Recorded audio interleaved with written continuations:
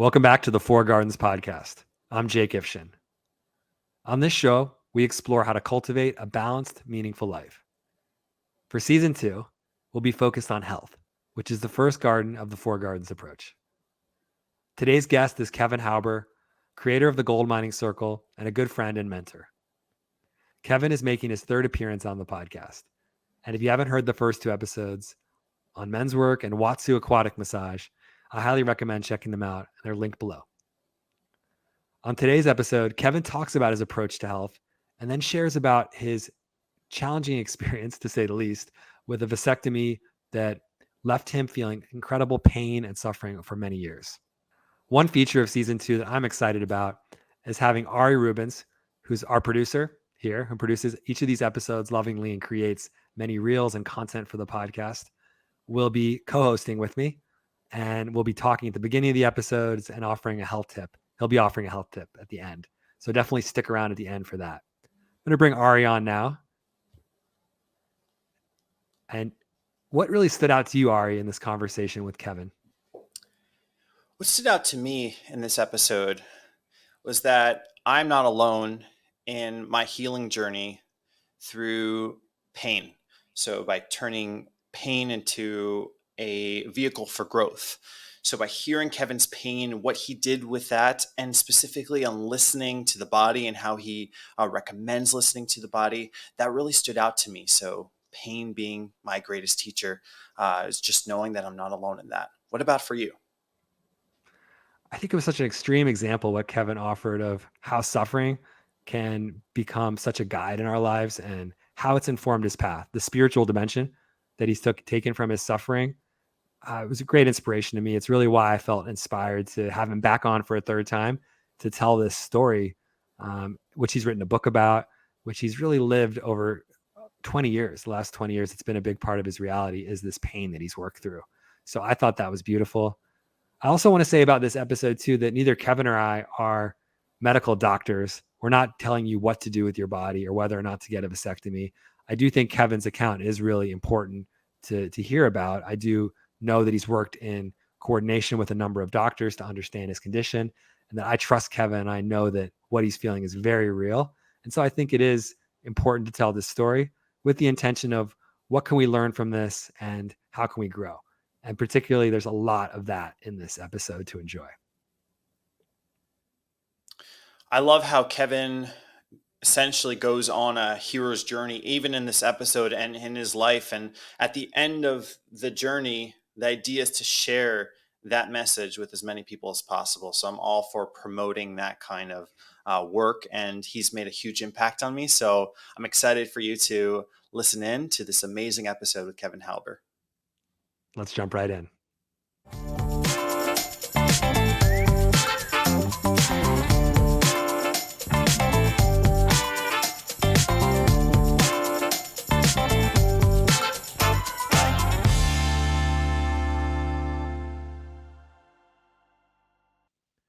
Kevin, welcome back to the podcast. Thanks, Jake. Good to be with you again. Good to have you here, and especially be talking about health and your personal story, which has a lot to offer to me and to our guests, I believe, with your surgery and the pain that followed it and everything you did to heal. But before we get to that, I want to talk to you about your general approach to health, overview, how you approach health, and some of the practices you do to stay healthy and offer to the community. So to me, what I've learned around health is that there's a balance aspect to health, and there's a listening to the body aspect to health, both of which are really important. Listening to the body is not so much about, what urges, the body's having at the moment. It's more about what does the body really need and what kind of level of activity is it asking for? What kind of diet is it asking for? What kind of movement is being asked for? And getting in touch with that on a regular basis is a really important part of my practice, and I find that it's true for others also.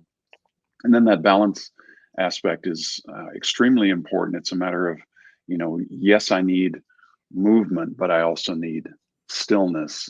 Yes, I need to eat and fullness and such, but I also need moments of emptiness, um, and being able to keep balance in the body and what we're doing, and just really listening to that along the way. I like that way of seeing it, of listening and action kind of coming together around health, and uh, it makes a lot of sense to me. And I think too, it's working for you. I just want to say that too. You and Yeah, I would say you and Ari are my two role models around health, and different ages, but both just thriving in your different contexts right now. And so it's working. And I also see you as a leader too. You offer uh, different modalities. We have the episode on Watsu, which I hmm, recommend people listen great. to, Yeah, which is an important one. But also, I've benefited from the movement you offer online too. And so also wanted to let people know that you're doing that right up top, that you have these yeah, offerings online. yeah. So And can you say a little bit about that? it's an important thing. I have an online yoga program that I'm doing. I've been trying to take it back into the in-person realm, and people just seem to be slow to do that after COVID. But I'm doing 7 classes a week online. 3 of them are core classes, 4 of them are yoga classes. I do all restorative yoga. So it's anybody, all ages, pretty much start where you are kind of program. And the idea is just to be able to keep the body moving and create the openness that's needed to be able to stay healthy. Um, there is a strength building aspect to it too, but first and foremost, it's about how do we keep the body open and moving. My wife constantly says that because she's doing yoga, that she doesn't worry about falling down, because she knows if she does, she can get back up. And as time goes on, those kinds of issues become more of a concern for people. So it's really important to keep that openness and that flexibility in the body, and then build strength from there. It's helped me. It's helped me. It's another thing I've worked with, the techniques I've learned from you around my back pain, around core strength. Mhm. Uh, Right. I still use a lot of the moves I've learned from you around core every day. So definitely recommend people checking it out. We'll link it below, how to sign up for Kevin's yoga classes and core training. You can email him, Terrific. I believe. So we'll include that in the show notes too. And I'll just say another piece to highlight around health and how you've helped me and others with health is the gold mining circle, which we talk about in another podcast. The emotional health piece is a big part Mhm. of this season too. Today, we know we're talking a lot about physical health around your operation and pain, which of course has a emotional and mental component too. And how? We'll get to in just a moment. But Mhm. I've also benefited from the space to talk through emotions, the positive reframing of challenging emotions that we do in the men's circle has been part of my health. So I'd like to hear a little too, your perspective on how that work we do in circle and emotional health looks for you. Well, if I'm going to connect that to the physical health piece, the body stores emotions and experiences and traumas, and a lot of times those are not necessarily processed in the moment. There's a stuffing away that goes on, and so the ability to be able to do physical work that starts to open the body also tends to open the emotions, and things start to show up. So if there are old issues, traumas, what have you, that are stored in a particular part of the body, that starts to open up. A lot of times there is an emotional response that comes to that may even be unfamiliar. If there's grief or sadness or anger or something that's stored in the body. And a lot of the work that we do in the men's group is very much about accessing those kinds of emotions and being able to use them as the fuel. And in particular, in the gold mining circle, being able to use them as the fuel that pushes us toward our life's purpose and our missions in our lives. So that knowledge that we gain about self and the things that we feel becomes part of how do we show up in the world in a really good way. Um, hope that answers the question. It's a beautiful answer. It reminds me of we talk about the new warrior in the gold mining circle too. And I kind of want to relate that to health too, because I see you as a role model of health, also Ari.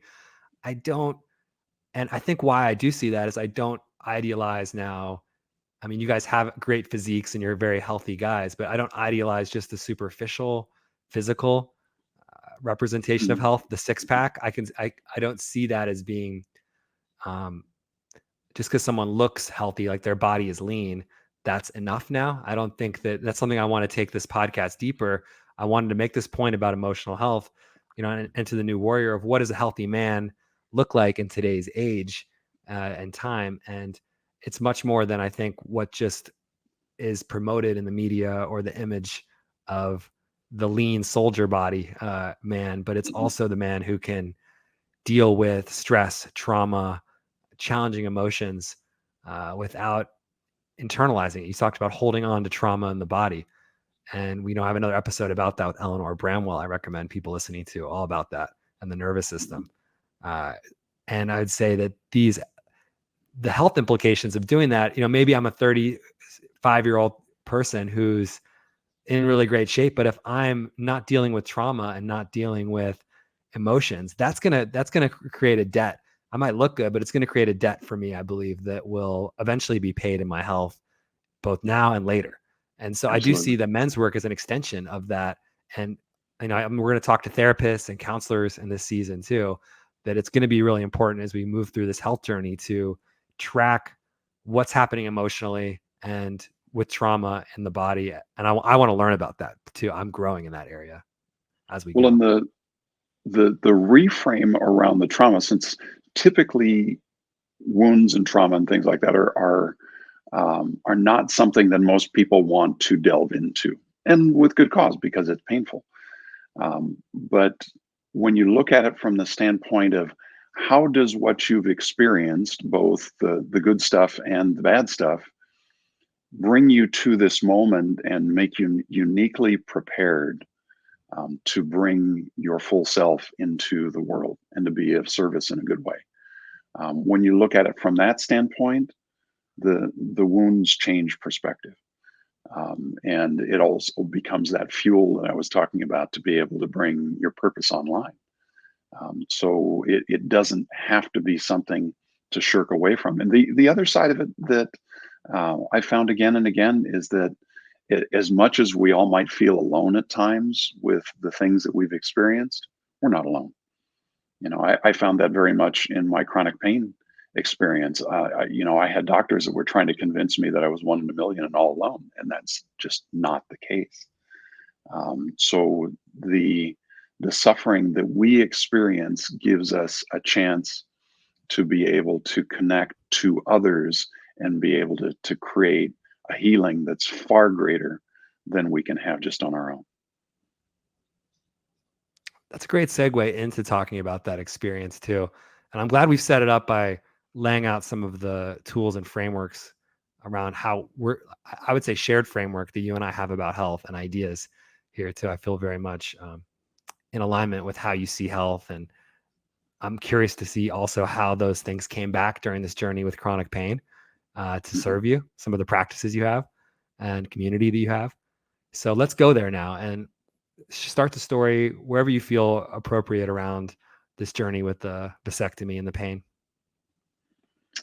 Okay.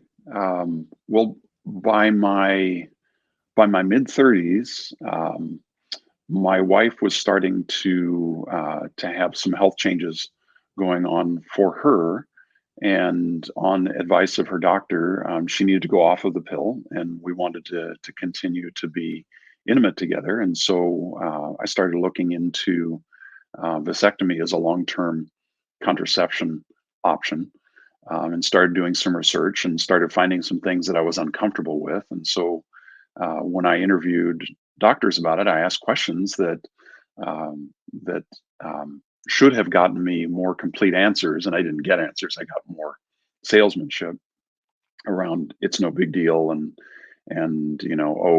retaining all those sperm cells in the body is just all reabsorbed and so forth, which is not necessarily true. And so, based on the information that I was given, I decided to go ahead and have the procedure done. That was in 1999.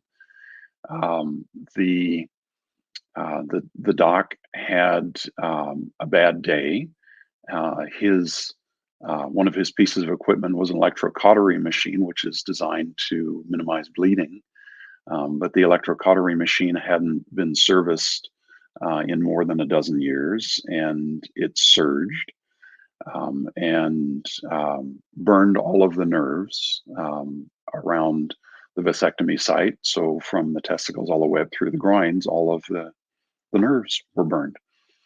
And that plus the inflammatory and the autoimmune responses and such that happen from vasectomy left me with a severe case of something called post-vasectomy pain syndrome. And it felt like being hit in the testicles all the time. And this went on for days, weeks, months, years. I had numerous surgeries and nerve blocks and such, I think a total of 14 of them. I had a reconstructive surgery to try and, put everything back in order. That removed a lot of damage and still didn't resolve painfully because the nerves were compromised. So I tried to learn um, how to live with pain with this hypersensitized nervous system. It was like having a 4 alarm fire going off all the time inside and just having that level of sensitivity. So even sitting, standing, walking, could all be very painful and generally were. And to some extent, that has persisted to this day. I tried lots of different medical um, alternatives to do that. I had over 200 different medications that were tried out on me during the process, along with the procedures, and nothing resolved it. So I had to start looking for alternative ways to be able to manage my pain and hopefully improve the situation. And that I then took a pain management course that was based on John Kabat-Zinn's work. You may be familiar with some of the pioneering work that he did around mindfulness. But part of that course was yoga. And so I originally started off of some tapes, but then started doing some live yoga classes, found a yoga teacher who became a friend, who had his own issues they were dealing with that we could relate on very well, and began my yoga practice as a restorative yoga practice, to be able to get my body to open and unwind and hurt less in the process. That was really helpful. And I started doing other modalities. And eventually I found Watsu, which you mentioned earlier, which is an aquatic body work that's done in the water to help the body unwind. I found core work as a way to be able to build strength, because my experience is that to manage pain, you need to have a lot of strength. And the body needs to be able to continue to move and still have that unwinding that can go on. But to just be immobile all of the time is only going to make some kind of chronic pain situation worse, particularly if it's skeletal pain. In my case, it was more nerve pain, but I see a lot of people who hurt that go inactive, and it becomes a downward spiral. And so I wasn't willing to do that. And I began using a lot of different alternative modalities. I used acupuncture and chiropractic and massage and such, and have over time, I mentioned my yoga program. I work in concert with a number of different providers. We have a network and refer people back and forth. So I will do Watsu for people in the pool, help them unwind, and then they go see my chiropractor friend. And the adjustments are really smooth and easy. Or working in concert with my acupuncturist or with the massage therapist, back and forth to be able to address what people do, because not everything can be addressed in the water. sometimes the table work is absolutely necessary to be able to access whatever is needed. So I find that there's an experimentation that I needed to go through to find out what are the best modalities for me to use to get my body to calm down and get the pain response to calm down.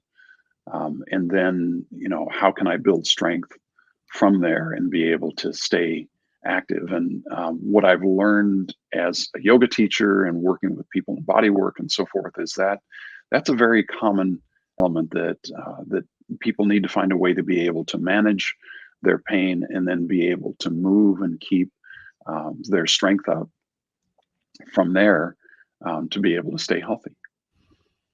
I really feel that story, Kevin, the way you tell it there, especially the beginning part makes me cringe a little bit. I think all the men here feel this story and can only imagine what that pain was Yeah. like. I mean, It is the most excruciating thing as a man that I can imagine, and that I've ever experienced. And to experience that and still have to navigate in life was exceedingly challenging. Um, I was off and on disability for several years, and probably spent the first 5 years just trying to get my life back. Um, we talked about the emotional things to work on in the process of health, and it absolutely brought up everything emotionally that I needed to work on, and a lot of anger. I felt very, very victimized by not just the doctor that did the surgery, but by a system that ignored problems and wanted to cover them up and then just shuffle off to the side and medicate people into oblivion if it didn't work the way the doctor wanted it to. And I felt tremendous anger about that. And so one of the ways that I got out of stewing on that when I was awake in the middle of the night and in pain and uncomfortable is I started writing. And those writings eventually became chapters, which became my book. And I had people who I would share bits and pieces with who had said, "You need to publish this." So I did, and I created a website for other men who've had the same experience, and there are many thousands of others who have had the same kind of experience and worse. And the ability to be able to share that and to have connections that helped me to know that I wasn't alone and to be able to share data and resources and such was a really good outcome of the situation. And I still had to deal with all of the emotional stuff that was coming up along the way. And so to anybody experiencing chronic pain, I would say that the, having the strong emotions come up, whether it's the sadness or the anger or whatever, that's exactly what needs to come out. And to be able to find a good forum to vent and download that is really important. And eventually getting beyond that is really important too. Because just to stew in anger for one's whole life is not living. That's a sentence. But to be able to take that and use that in a good way somehow, and I can't tell you what that looks like on an individual basis. All I can tell you is that I know I had to transform a lot of that emotional energy into something that was more about healing and about sharing and about community. Those were all things that came up along the way. you touched on a couple of themes actually for this whole season of the podcast too. And certainly what you were just saying is something I want to continue to explore is how do we transform what's challenging around our health, the pain, the emotions, the suffering, how can that teach us and learn from it? So I think that's something I just want to we're going to keep coming back to that. Just I want our listeners to know throughout this season. And you also touched on how do we navigate a medical system right now whose values we may not share or may not. We may be treated with. I'm reading your book right now, and you talk about your experience with the doctors, and there's a lot of, there can be insular thinking, arrogance in the medical system, bureaucracy, not trusting patients. One of the episodes we have coming up is with my stepsister, who has lived her life with a severe autoimmune disorder and goes through this journey of trying to find the doctors who will listen to her and believe her, who will to connect the dots in her own care, and eventually led her to being a nurse and to taking control of her own health, understanding it, researching it, and advocating for people with MOG, which is the disease she has. But just like you, and she really takes control of her own health and her own experience. Something I admire in this story too is how you are proactive in the book. Are writing the book itself was a proactive step, was a way to was I hear you saying that the book itself was a way to take control or shift the experience. Highly therapeutic. It was what I needed to be able to get things out in the middle of the night when no one wanted to listen to me. So it was very helpful in that regard. And the point you make about your stepsister's autoimmunity, one of the things that happens after vasectomy is that the body becomes autoimmune because all of the sperm cells that are retained in the body cause the immune system to react. And autoimmunity comes in cascades that are very difficult to control. And the thing about autoimmunity is it's really one of the last frontiers of medicine, because autoimmunity is the body making war on itself.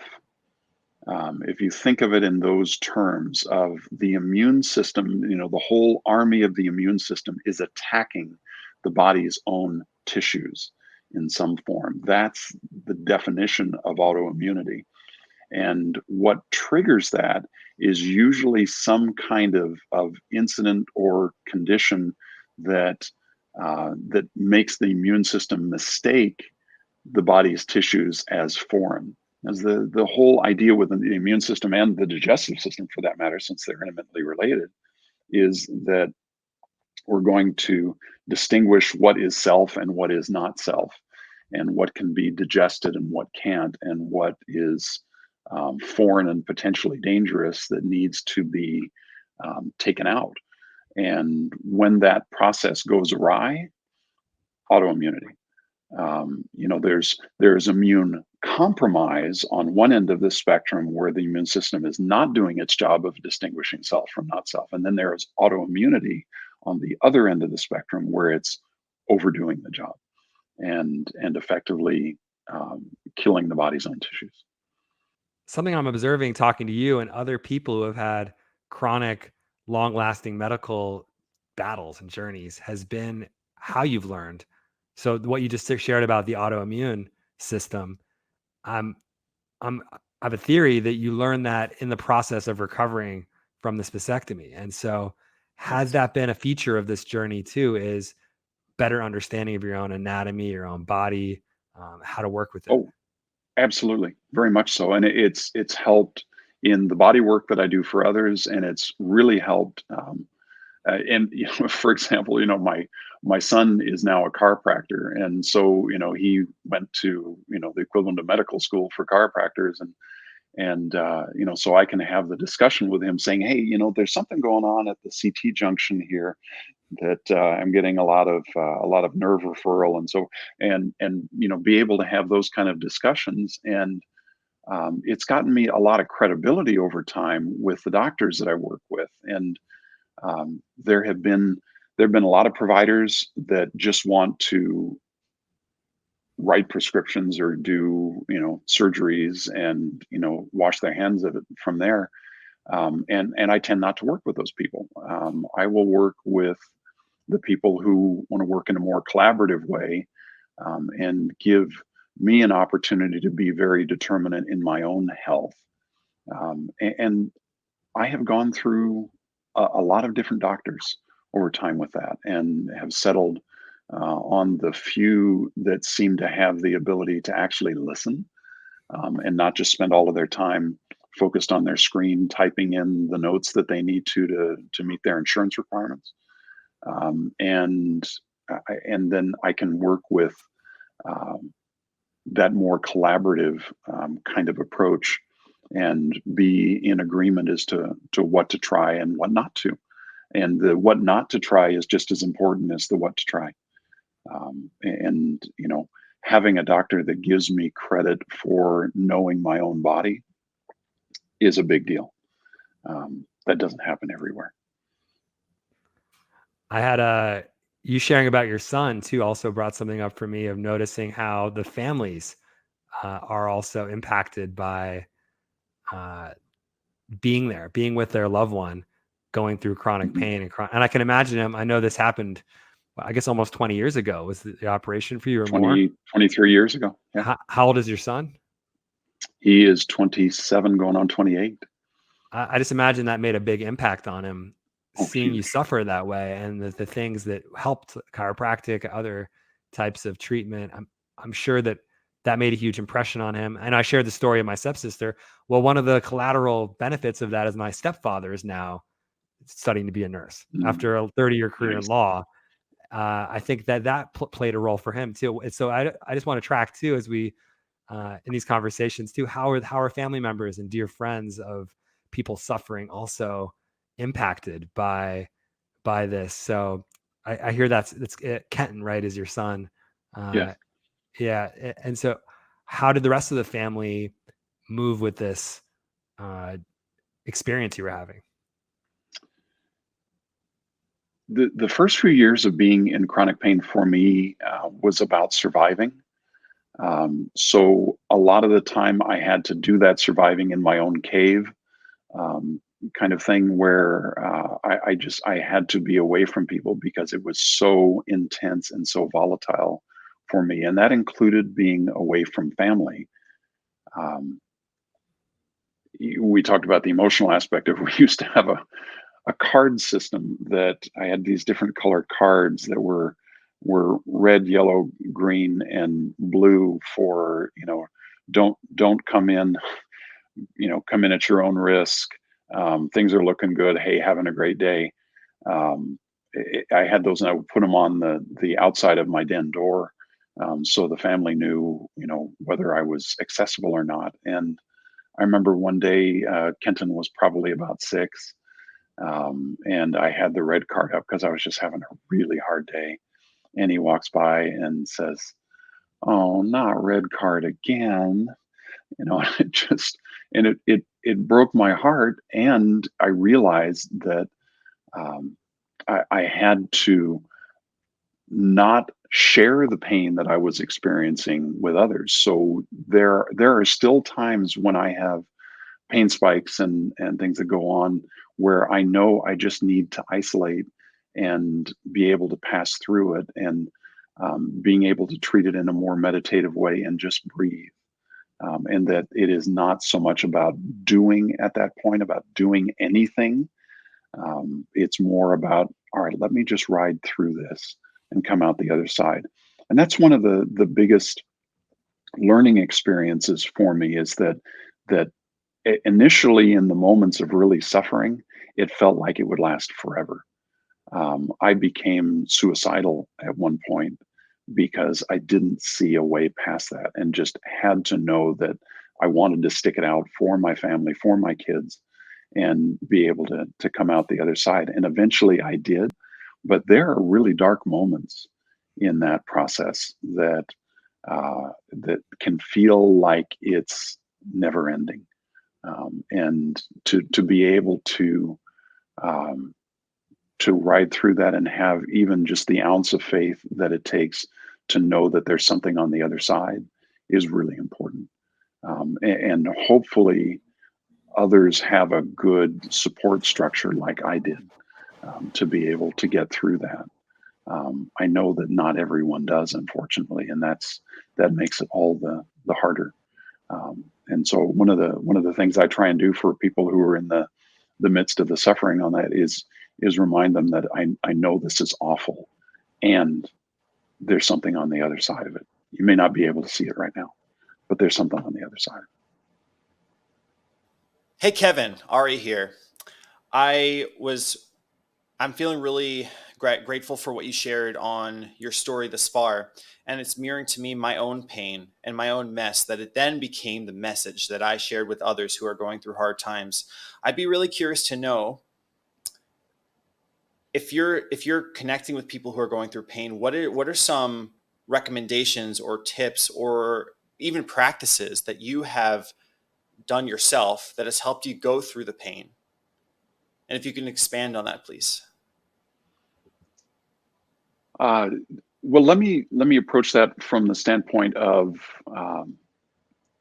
dealing with others who may not be experiencing the same thing, because of course, with what I was experiencing, it is a man pain kind of experience, something that no guy wants to have to deal with. And so a lot of men and women, for that matter, just didn't want to be around me because I was visibly in pain and visibly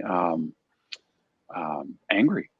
And so there was a whole time there that I had to learn how to be with others again. And in a lot of ways, I had to hide my distress because I had people that thought I was dying, and other people thought I wasn't going to make it, and all these kinds of projections that weren't necessarily realistic, but people project their stuff. So from the how to be with someone who's got something chronic like that going on, there is an art to being able to listen and be with the suffering of others. That's not something that's taught. That's something that really has to be experienced, and it takes a tremendous amount of energy, a tremendous amount of patience, and a lot of love to be able to be with that. Most people, I find, have no perspective on that whatsoever. And it's a matter of, well, why can't you just take a pill and make this all go away? It is a highly empathetic practice to be able to be with another who is in pain. Now, on the other side of it is the part that is about wallowing.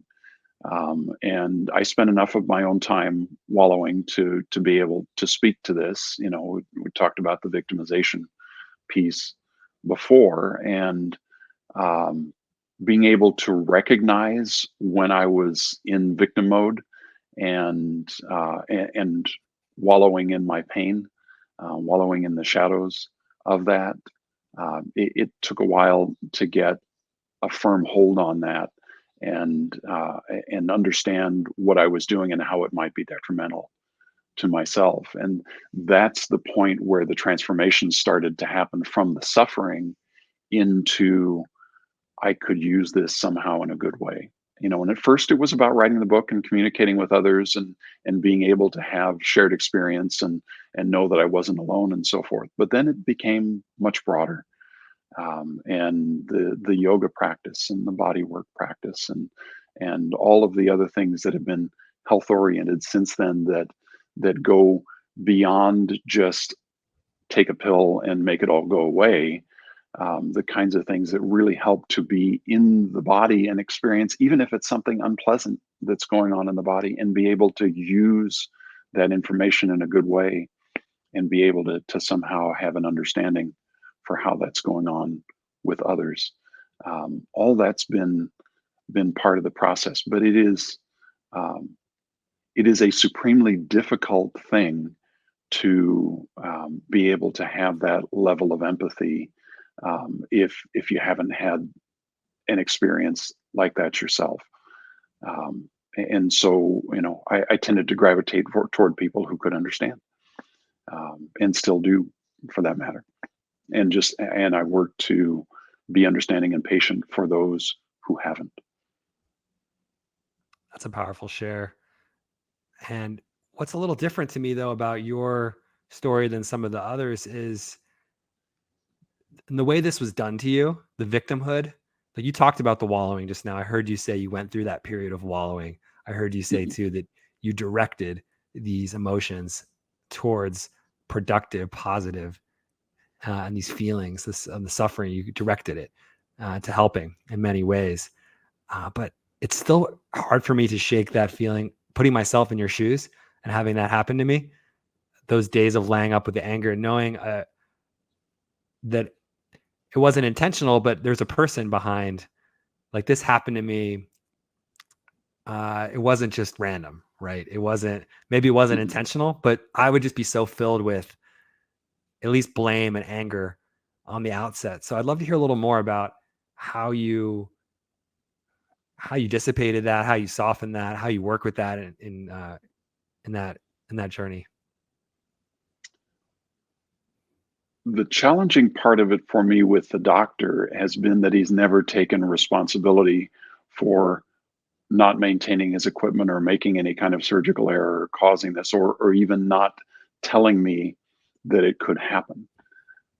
So those are all unresolved issues, if you will, that are part of the process. And yeah, I still get a surge of anger about that 23 years in.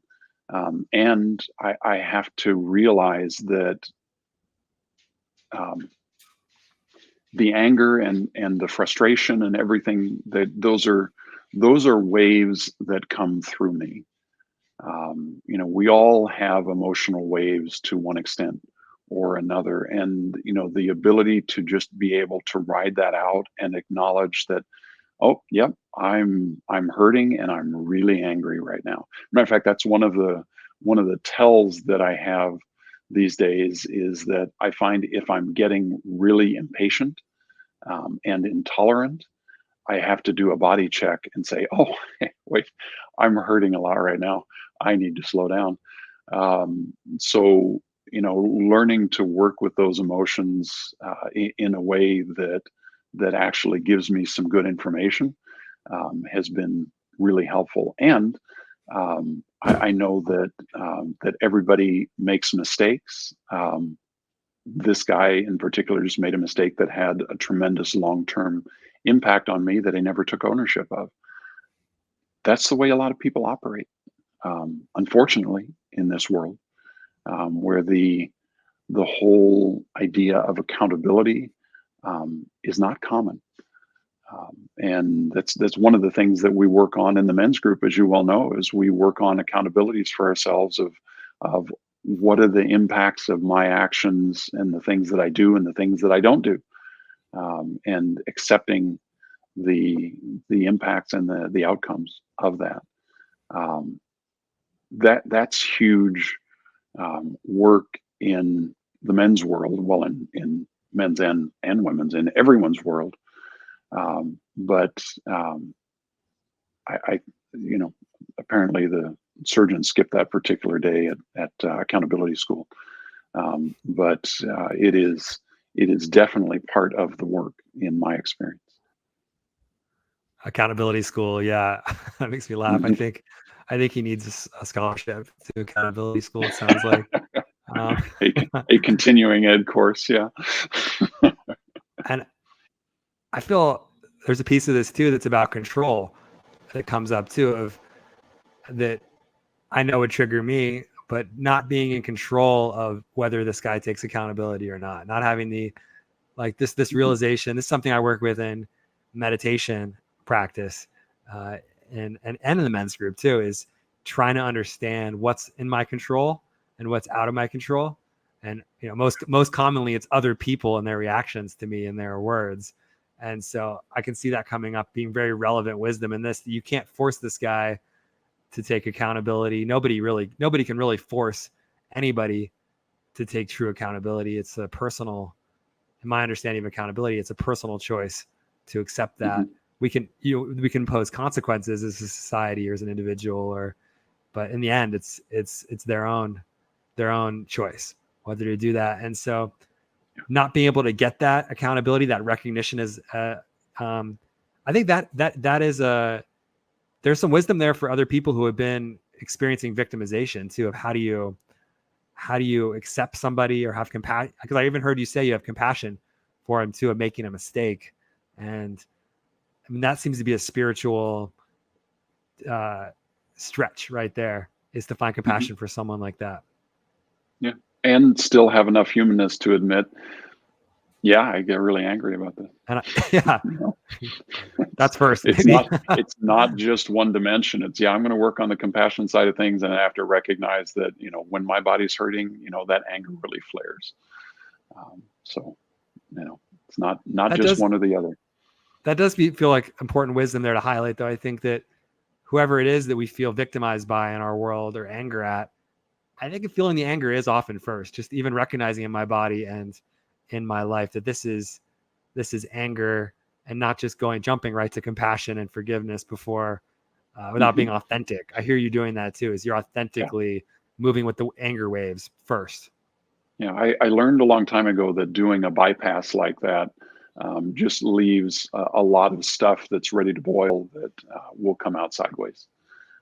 So, it's not an either or, it's a both and.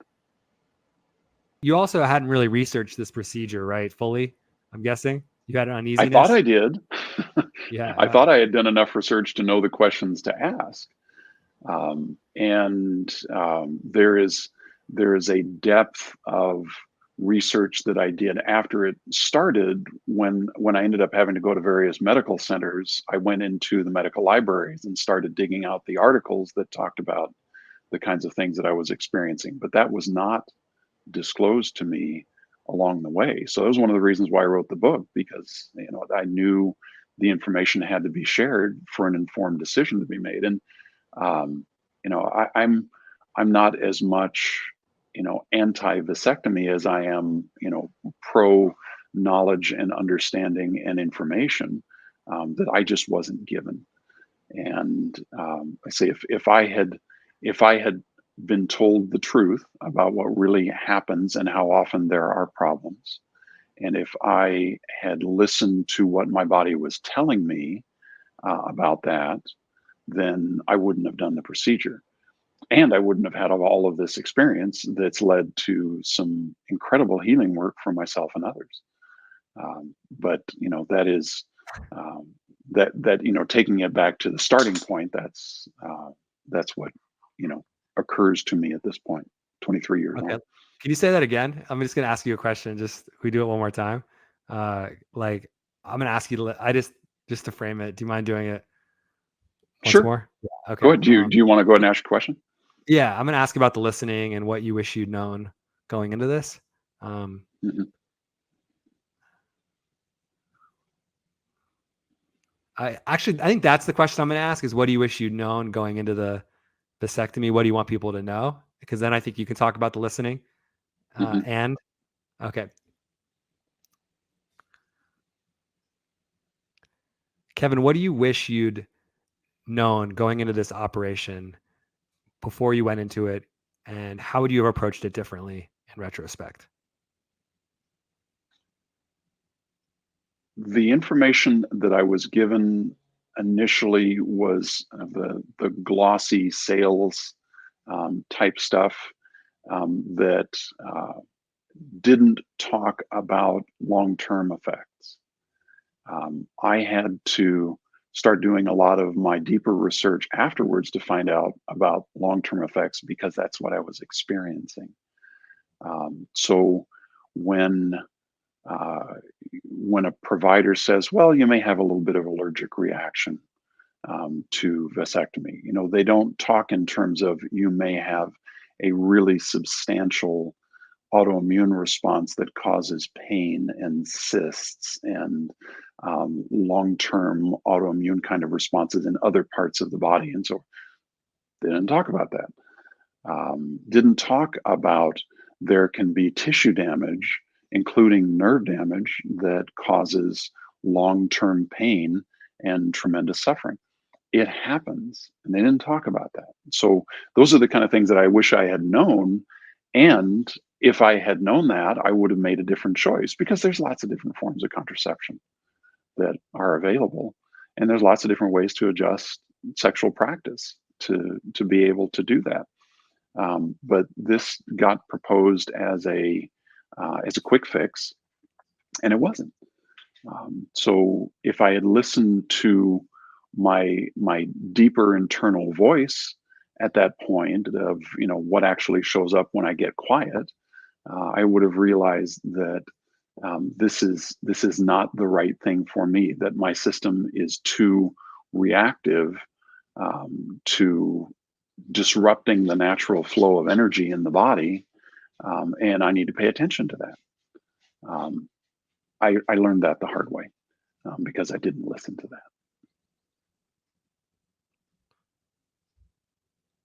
And going in, it sounds like it was listening. There was an uneasiness that you had about the whole thing, even without having the right Naturally, information, which you should have been right? provided. And I can imagine that's pretty common for men to have uneasiness around having work done in that area, to have Of course. to be cut and uh, have the procedure.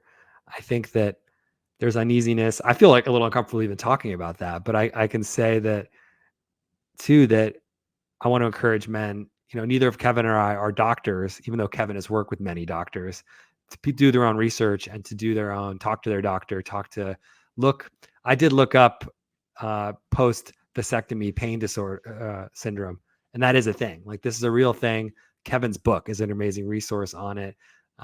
While I think that I want to encourage people to make their own choice here, I think that you make a great point with not just not checking in with yourself, not authentically being a hell yes on this procedure was your experience. Mhm. Well, and it's not just this procedure. There's so much in medicine, where doing a particular surgery or taking a medication, the outcome is really unknown. There can be a statistical, yeah, we find this in the general population, but that doesn't say what's going to happen for a particular individual. So everyone needs to be empowered enough to be able to make choices that are good for themselves. And that gets back to that: listen to what your body needs and respond to that.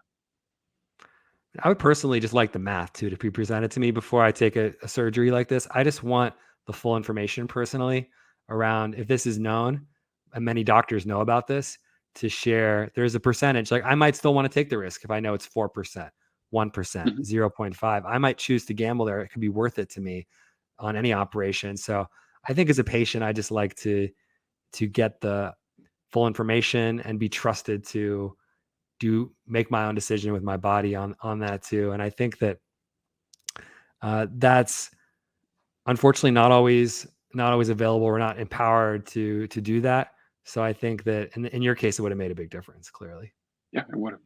Well, and you know, to be fair, the severe chronic pain is less common, where it might be, depends on whose figures you read. It might be 1%, it might be 5%, it might be 10% of some kind of long-term discomfort. The real issue is the autoimmunity, the making war on oneself, because you have more than a 75% chance of becoming autoimmune from having had the procedure. If I had known that, game over, thank you very much, end of discussion. That would have been enough. But the problem is that having that happen and predicting a result is not possible. Medical science can't do that. So all you can say is, yeah, you're likely to have an allergic reaction, which means the body's going to become autoimmune. And that is the most common long-term effect. Now, what kind of cysts form on that, what kind of nerve entrapments and scar tissue form, what kind of pain comes of it, what kind of other autoimmune processes come of it, that's all a very individualized kind of result. you said before that listening to your body was something you wish you'd done around this. And for people hearing that, when you say that, could you say a little more about what you mean by listening to your body and how you open your ears to, let me just unpack that phrase a little bit. For me in that one, it's very much about getting quiet enough to get below the emotional responses and start to listen to what my body needs. Again, we all have the very strong emotional waves, and the tendency is to be reactive to that, rather than to be more proactive in doing what the body is asking for. I find if I spend enough time slowing down in my yoga practice and doing the core work and getting in the water and doing the watsu and all of the other practices that I engage in, the meditation and so forth, that I can get a deeper sense for what is it that my body's actually asking for. But I have to slow down long enough to be able to get a sense for that. Because otherwise, if it's just headlong activity, there's no listening in that. Living in this modern world, slowing down is sometimes harder than it sounds to actually get there. And two, I think I just want to reflect a little more on our medical conversation too, of what we want listeners to take away from that, because I have some mixed feelings about it too, thinking about how everything going on with COVID and vaccines, and how I'm on the side personally of getting vaccinated and listening to the vaccine science and the doctors. And then I heard myself saying some of these things of, there are parts of me though that distrust the medical establishment that are totally with you. When it comes to this issue, I'm pretty convinced by you. I'm also, and reading your book, and I'm also pretty critical of how, for instance, psychiatric medications are prescribed to children, being a teacher and watching that go down.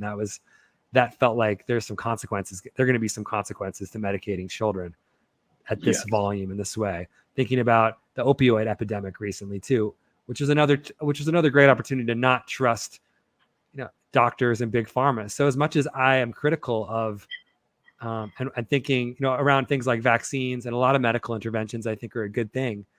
I'm on your side too. Preventative medicine is my medicine too. And we're going to talk about that a lot this season. And I want to move through this, with an open mind and ethically too. And I think about how I can't advocate good consciousness, just trusting the medical establishment on every issue, because they've proven multiple times here, and pharma has proven that they can't always be trusted to know what's best for us. And I heard you saying that they wanted to medicate you too. Throughout your book, you talk about that more medication, pain medication, was the answer. And actually, you were going through this during the height of the beginning of the opioid epidemic. An OxyContin episode was 96 was when that really started up in full gear.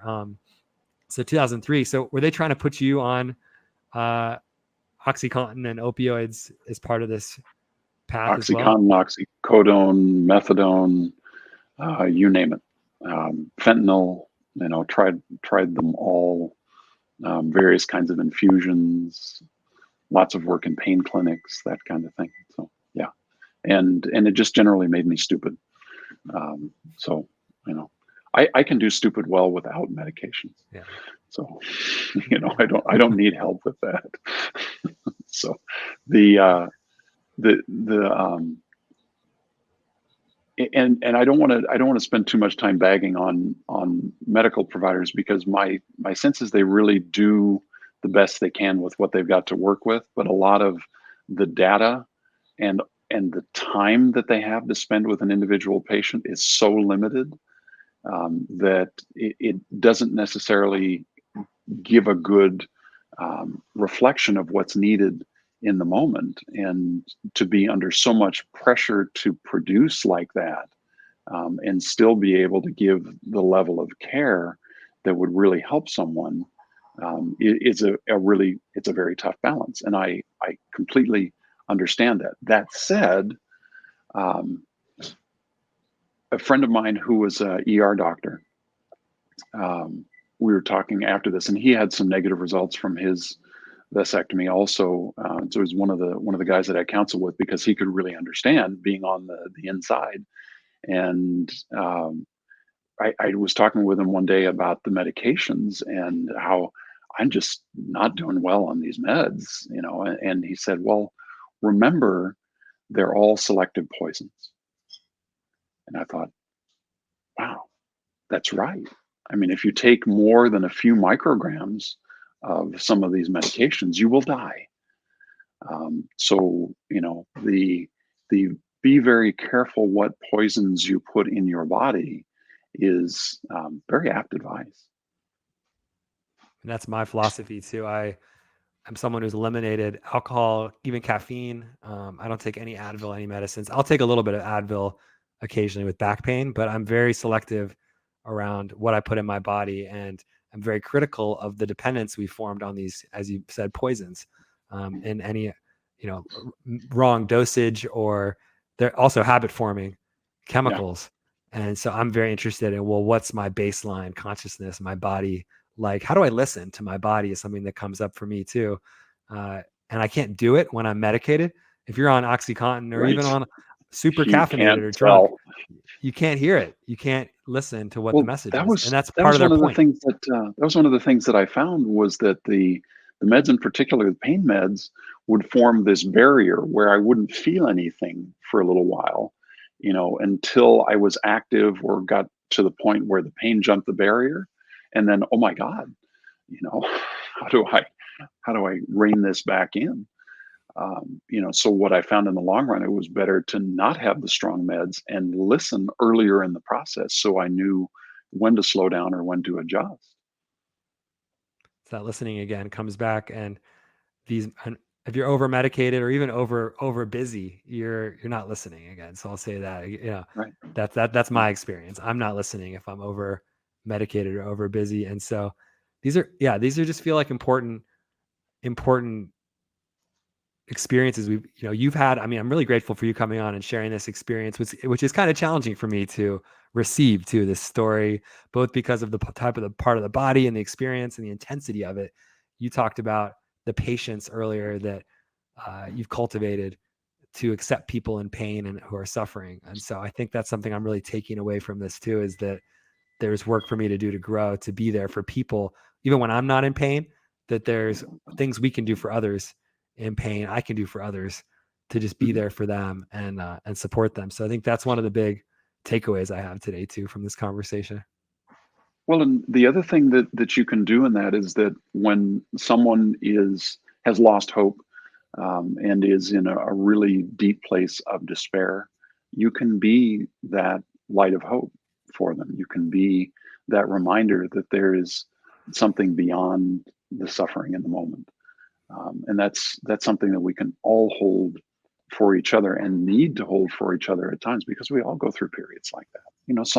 Some more lengthy and distressful than others, but it's really important to be able to hold that space for another at times. I've had a lot of friends who have been suicidal that have needed that kind of presence and reinforcement, and it helps to get through.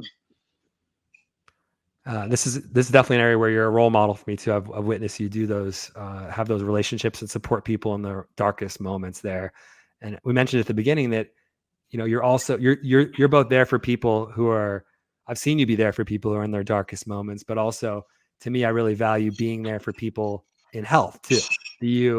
One of the points of this podcast is to promote a lifestyle that prevents us from ever getting to those darkest moments mentally. If we're living, I believe lifestyle is such an incredible predictor of our health outcomes and how we feel.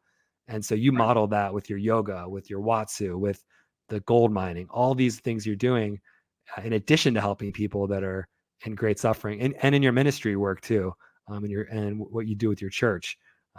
You share your sermons with me and your speech. And yeah, I always enjoy your writing and your speaking too. So these are all ways though that things I want for this podcast and my work too, which is, what is this lifestyle? How do we live in this modern world where we talked about how do we relate to medication, but there's so many other questions around exercise, around diet, around that I'm still figuring out right now, that is part of the point of this season. And I know it's a lot of the point of Ari's work too, is helping people with this too, with lifestyle and living a really healthy lifestyle. So I just see you as a real pillar in this work. And I just want to thank you again for coming on today, and see if there's anything you wanted to add before we close out.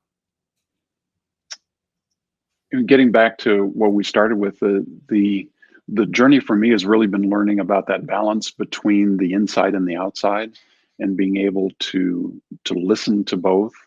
And I think, frankly, the hardest part of that is learning to slow down enough to listen to what's going on the inside, actually getting out of my head and listening to what's going on the inside, so that I can get in touch with that and let that reflect more genuinely on the outside.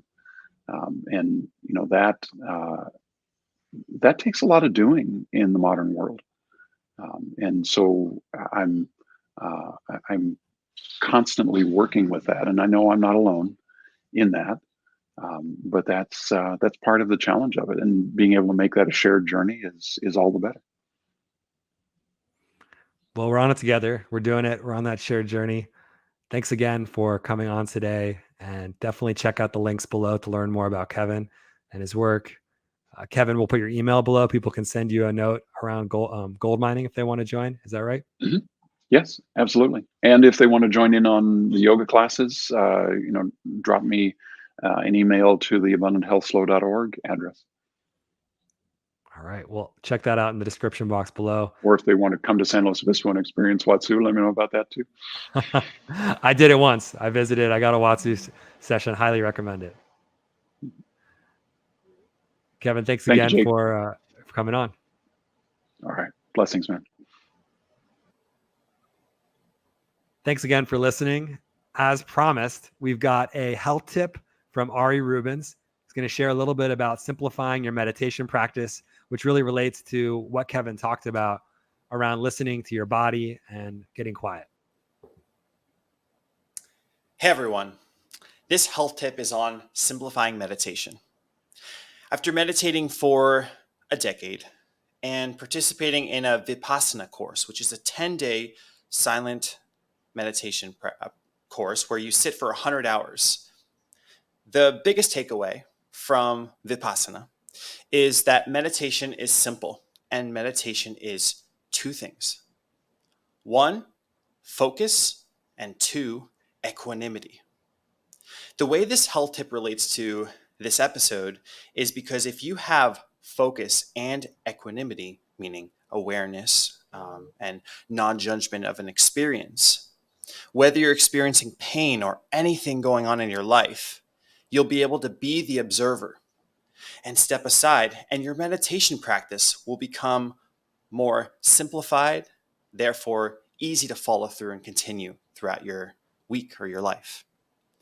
So next time you're meditating, I want to ask you to ask the question, what is my point of focus, and how am I maintaining equanimity or unattached awareness so that my meditation practice can give me the most amount of benefit? So take this tip, give it a try for at least a week, and meditate on. You got this. Thanks for watching, and looking forward to getting you on the next episode. All right. Thanks so much for that tip. Going to put that into practice right away. Want to thank everybody again for listening. Make sure to like and subscribe. Follow us on Instagram and everywhere else. Leave a comment. That would be great too. Let us know how that meditation tip that Ari just shared worked for you, or if you have any responses to my conversation with Kevin Hauber. Thanks again, and keep on growing.